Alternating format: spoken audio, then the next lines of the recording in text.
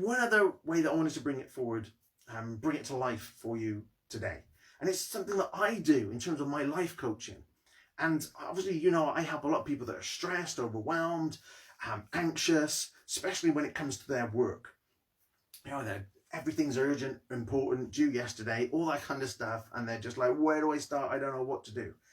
And over my last 25 years, I've been really trying to figure out what worked, what didn't work, you know, what I can supplement things with, and come up with something that feels right, that can really help. And it's interesting because all of a sudden the compound effect really came into effect. So I just want to share with you very quickly this model that I call work leadership. And it's how I approach my online courses, my Stress Dad to Calm Dad online program.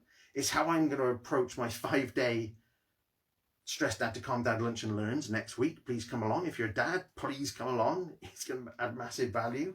It's how I approach my coaching as well. Obviously, there's lots of other things I can do, but this framework really makes sense. And it all starts with mindset. It's made up of 4 things, but it starts with mindset. And mindset is the foundation of everything, because if the way you look at the world, the way you look at other people, the way you look at yourself, the way you look at yourself within the world makes a huge impact on how you feel and how you act. And when it comes to stress, you know, let's just talk about this as the example. Very often people that are either working in their own business, where most of us are business owners here, or they work in corporate, they've got this philosophy, this belief, this mindset that if they work harder and longer, they'll get more done. If they work harder and longer, they'll get to the end of their never-ending to-do list. Just let that soak in for a minute. You're trying to get to the end of a never-ending to-do list. Does that even sound remotely sensible or reasonable for you? They're trying to get to that, or they're trying to work harder and longer for success. Now look, there's something really important that I discovered. And it's not then just me, because then I went out and I went, oh, blimey, we're all falling into this trap. Working harder and longer is not the answer. It is the direct path to more stress, more frustration, more exhaustion, and burnout, and worse. And you know that I know what I'm talking about with that, because I've experienced every facet of stress, from low-level stress right through to burnout and beyond. So mindset is so important. So if you practiced your mindset, if you just shifted your mindset from working harder and longer, for example, to actually this is about making sure that I do the right thing at the right time, just as a really brief mindset shift. This isn't about me trying to do everything. This is about me trying to do the right thing at the right time, right now. If you practice that on an ongoing basis, the compound effect, that would be huge. That cuts out so much overwhelm, so much stress. Just that simple mindset shift. What I discovered, just like I've given in the other examples, is you stack this with other things, because actually you can have that mindset, but what about then the action you take? Because then you're faced with your workload and go, right, I want to do the right thing at the right time, but I have no idea what that is. So then you've got to be armed with some tools on workload.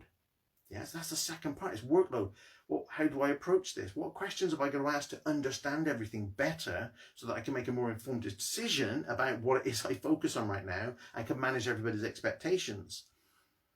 You need to understand what that process is. You need to understand your relationship with that workload, and you need to understand it, have that clarity so that you know and you can make that decision on what it is you need to focus on.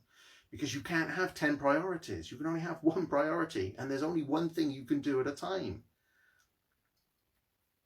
So all of a sudden we've got a mindset shift, which has gone, oh, let's just look at it slightly differently. Oh, that's getting me to ask different questions of things. I'm getting clearer.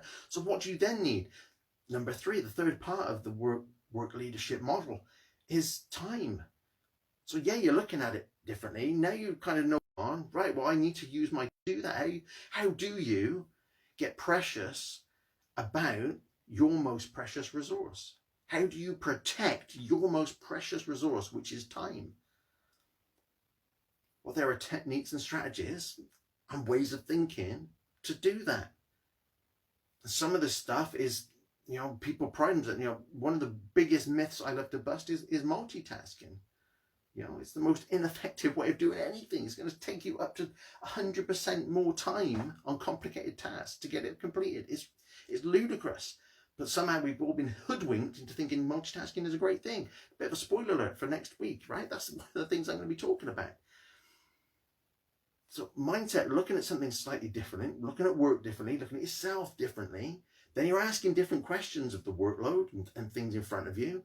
Then you're going to use your time more effectively to make sure that you get that stuff done. Well, what does that then build? What do you then need? That fourth element of the work leadership model is it's habits. You need to then be able to do that on a regular basis to get the compound effect of these positive things, these positive shifts. And it's not massive shifts, it's just small shifts. But you do these small shifts, but you've got to do them over the long term, just like we've used in every example that I've used. This isn't about a quick fix. Now, all of the interesting thing with this stuff is if you did any of these things, they would make an instant difference. They really would.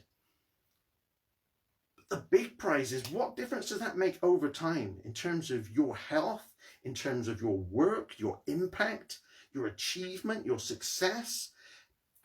More importantly, what does that mean for your relationships and with your family? It's huge. But you've got to do this on a regular basis. And so I put, like I said, I put all these things together. It was like, these are the key elements. There's lots more and stuff, yes, but these are the key elements. If you want to shift out of work stress, we work on mindset.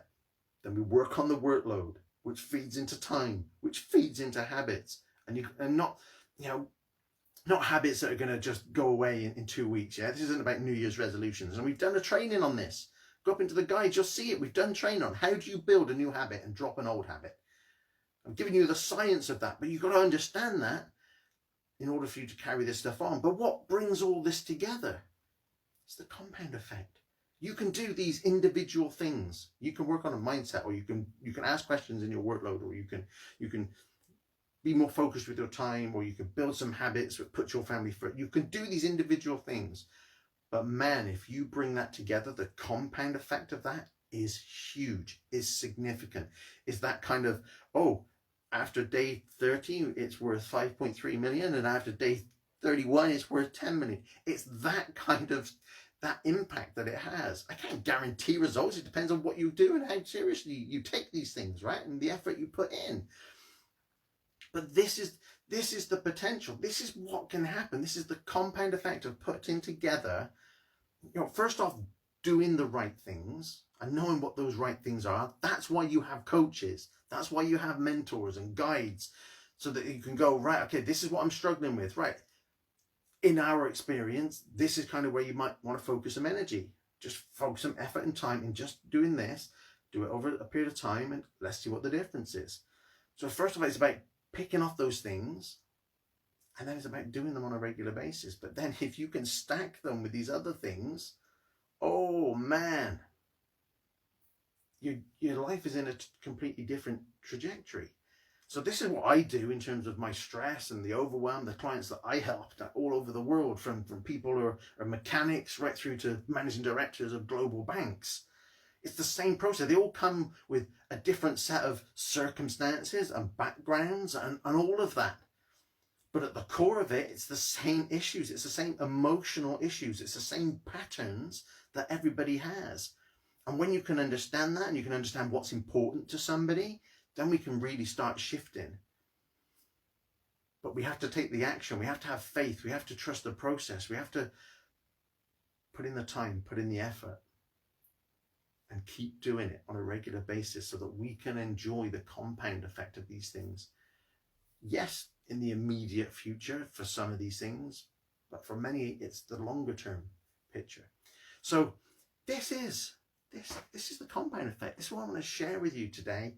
And I'm really passionate about this.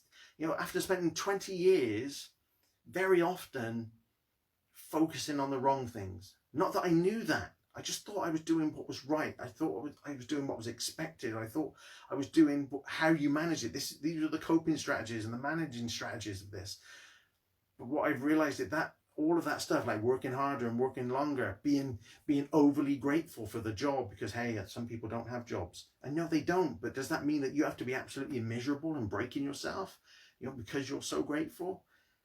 It's things like this in terms of your mindset that then lead you to act in different ways for your workload, how precious you are about your time, and how you prioritize your time, and then the habits you build and the routines you build on an ongoing basis. If you start off in the wrong direction, everything else will follow. And so, this is kind of what I do, is then bring all of that together and go, well, what could we do that's an easy thing for you to understand, in a framework in which we can build this around, and then we can hold ourselves to account and go, well, what did I do this week? And not beat ourselves up if we slip, because we do. It's not about being perfect all the time. It's just about going, well, most of the time, more often than not, I would like to do this: have less sugar, sleep better, or go to bed earlier, or work out, or not have that coffee, or put some money into investment. More often than not, I want to do those things. More often than not, I want to look at work differently and ask questions of it, so I don't take everything on. More often than not, I want to do that because the benefit is going to be huge. And when we slip up and we don't do it, what we're doing is we catch ourselves. And because we're so aware of it, we won't carry on. We won't let that stop us in our tracks and then take us back several days, weeks, months, or years, because we know what's important now. This is what I do. It's what I love to do. It's what I love helping people with.